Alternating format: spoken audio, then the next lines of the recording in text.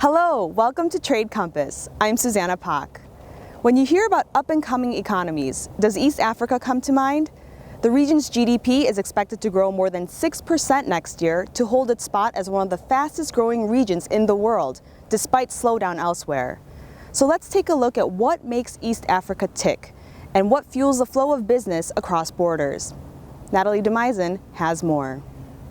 The East African community is a regional bloc made up of Burundi, Kenya, Rwanda, Uganda, and the United Republic of Tanzania. This grouping stands out because, unlike Africa's 7 other regional economic groupings, it also focuses on political unity. Governments across the region are laying the foundation for people to do business across borders.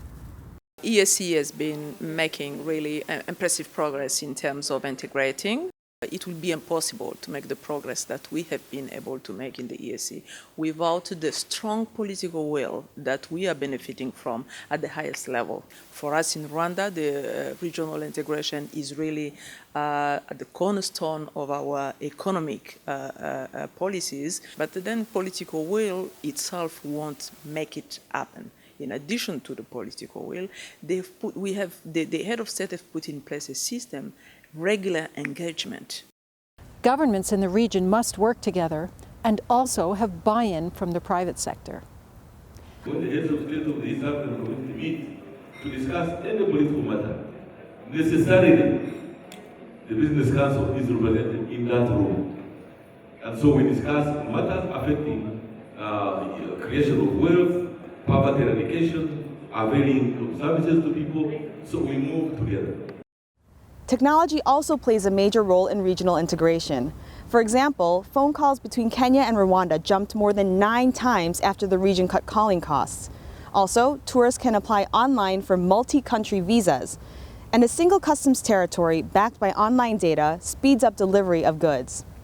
Technology also allows firms to do business outside their own countries.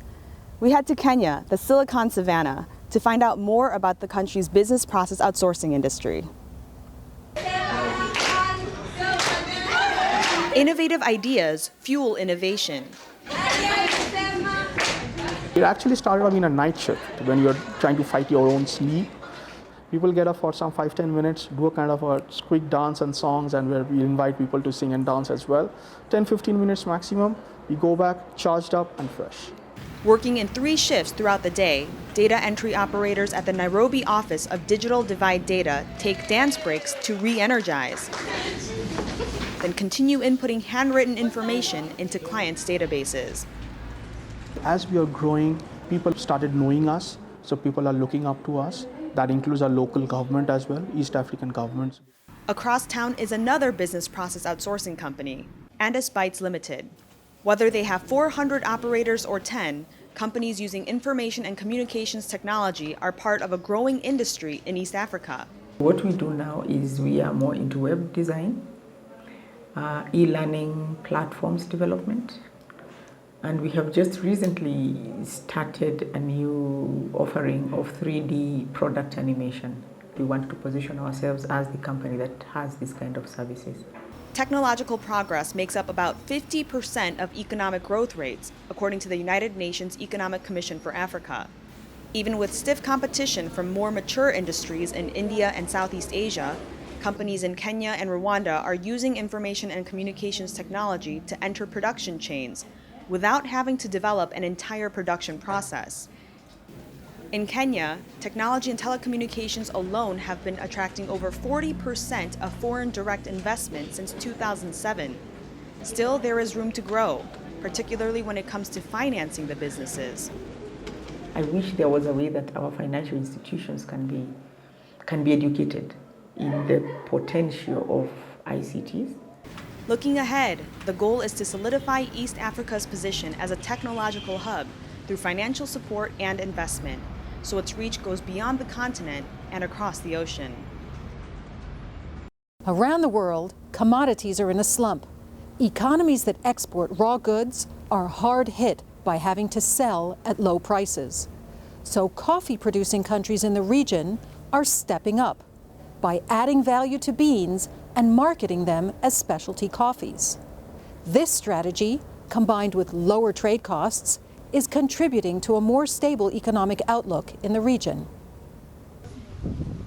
From small-scale coffee farms in Rwanda to the global headquarters of Starbucks in the United States, coffee grew strong interest around the world. People are drinking more coffee today, and that trend is here to stay. Demand is expected to rise 25% in the next 5 years, according to the International Coffee Organization.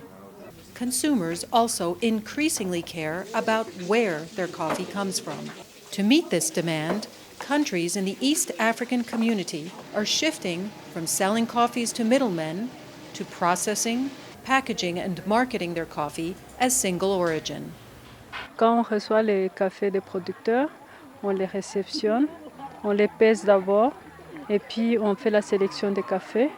On enlève les cafés qui sont abîmés par les insectes, des cafés qui sont pas très mûrs.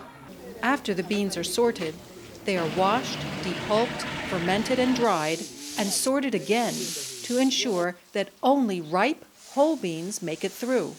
That's because quality processed beans fetch higher prices than freshly picked beans sold to local middlemen. The extra income goes back into the community. Chaque année, nous avons un prix de Cup of Excellence et avec ça, on leur donne de l'argent et on achète les vaches et on fait les tombolas pour les producteurs. Et puis, ça leur donne l'argent pour l'école.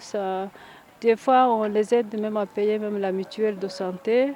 In neighboring Uganda, farmer Joseph Mayanja earns more than 4 times what he used to earn for his coffee beans now that he prunes his plants, uses fertilizer, and properly stores dried beans.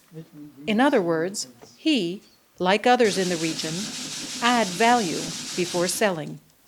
These forms of processing add direct value to the beans and bring in higher incomes for producers in East Africa. The number of foreign direct investment projects in East Africa has grown about 20% every year since 2007.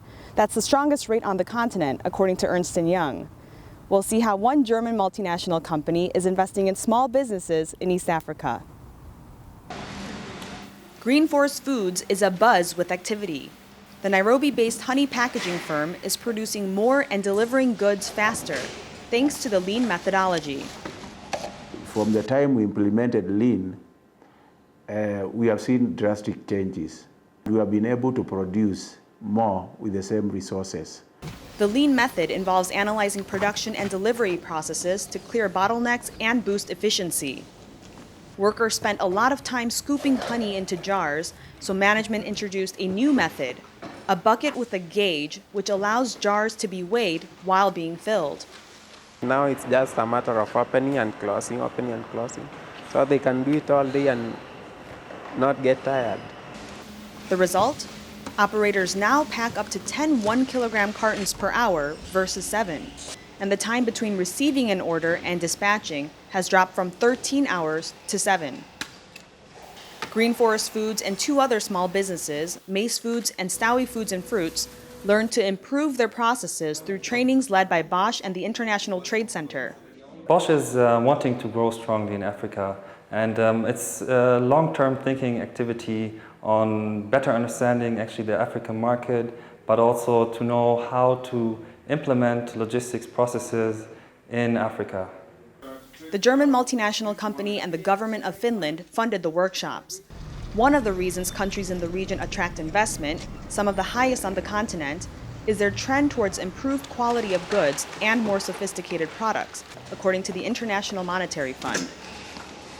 We are getting more money, so hopefully we'll get that money to invest in more methods that we can improve our quality, we can respond to our customers in a better way. Bosch and ITC are partnering with the Kenya Institute of Supplies Management to ensure these small businesses and others continue to improve their operations. We are optimistic that the SMEs that are participating in this now will grow, and they will continue to practice the lean techniques and to perfect them. We'll be there to work with them. For these businesses, higher productivity and quality enable them to capture more market share and attract investment. Plans to create the tripartite free trade area in Africa will bring together the East African community with 2 other regional economic groupings. An undertaking like this is no small feat. It requires united vision from governments and strong collaboration with the business community. In other words, it's about disrupting the status quo. Just cracking the tough nut. Where there hasn't been progress, then challenging all of us, challenging the policymakers, challenging the regulators, and challenging the business community to just say, why isn't it happening? Since it will make all of us better off. There's a synergy that comes from uniting communities. The tripartite free trade area would provide more than 600 million people in 27 countries with free movement of goods, labor, and capital. Breaking down borders can create a ripple effect of benefits in the immediate area and around the world. Thank you for joining us. I'm Susanna Pak in Geneva. See you again soon.